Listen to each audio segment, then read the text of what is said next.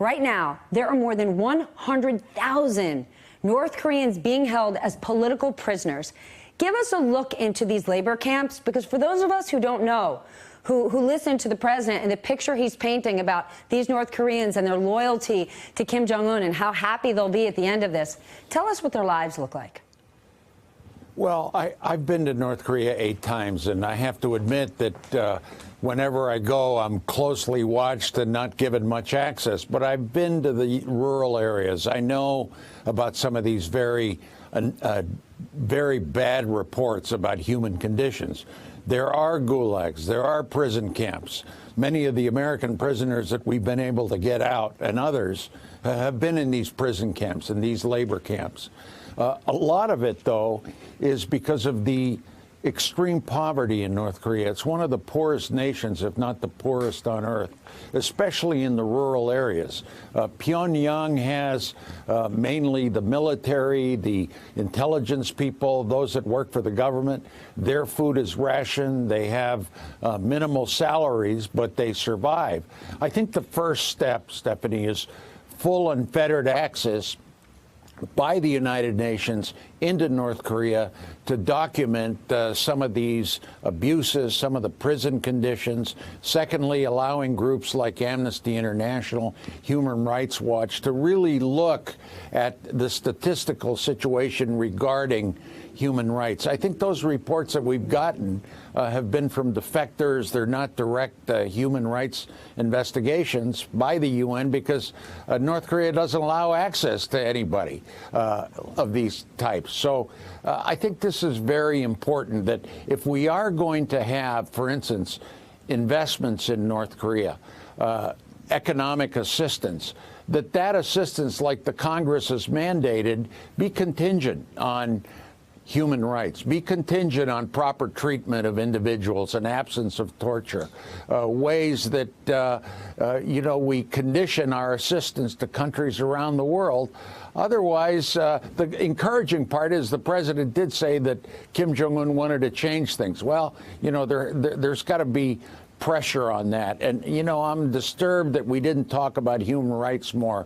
The president kind of glanced at it and said, well, we talked about it, but very briefly, we mainly were talking about denuclearization.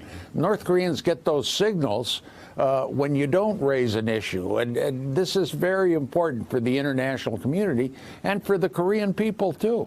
Then do you think the president doesn't understand how important the human rights issue is? His perspective could be, well, those are the North Korean people. I'm not responsible for them. I'm responsible for the American people, and the American people care about denuclearization. Could that be his perspective?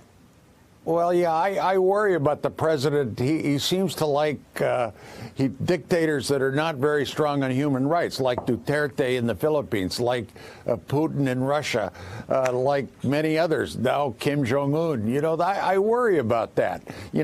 For some reason, we shun some of the democracies, our allies, like what happened in this debacle in Quebec with the European Union, with the Canadians. You kind of wonder, why is the president more comfortable with authoritarian figures? And that's bothersome, because these authoritarian figures have very little regard for democracy, for human rights, treatments of their own people. And my hope is that with North Korea, the situation is so bad it can't get any worse. But so there's dramatic room for progress. So while it's still very, very early to tell, how would you grade this summit in terms of progress? Because we're coming off, to your point, an absolutely awful trip with our closest democratic allies in Canada. Well, I would say on the normalization front, on the tone of the personal connection of the two leaders, on diffusing tensions in the peninsula, I think that was a positive. It was a historic summit. On the denuclearization missile issue negotiations, very vague. This is typical of the North Koreans. They always want you to go first. And we went first by suspending the military exercises. And then they say, now then we'll do something. Well, that's where they get you. So I think a peace treaty negotiation, hang it up there, don't give it to them, find ways that they denuclearize, that they destroy weapons, that they freeze the technology on the missiles so it doesn't hurt Japan and South Korea and the American mainland and Hawaii and Guam and Alaska. But, you know, the meat on the bones wasn't there on the important substantive issues. And again, human rights. I just wish we had pushed harder. I'm pleased about the issue of the servicemen. There's 5,000 remains of our soldiers from the Korean War. I brought 7 back in 2007. There are a lot of families around the country.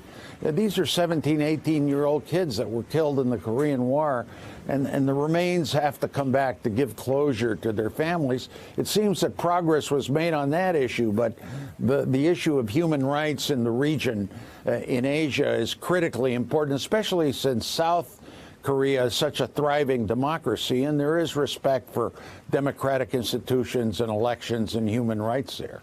Hey, MSNBC fans, thanks for checking out our YouTube channel. Subscribe by clicking on that button down there and click on any of the videos here to watch the latest interviews and highlights. You can get more MSNBC for free every day with our newsletters. Just visit msnbc.com/newsletters to sign up now.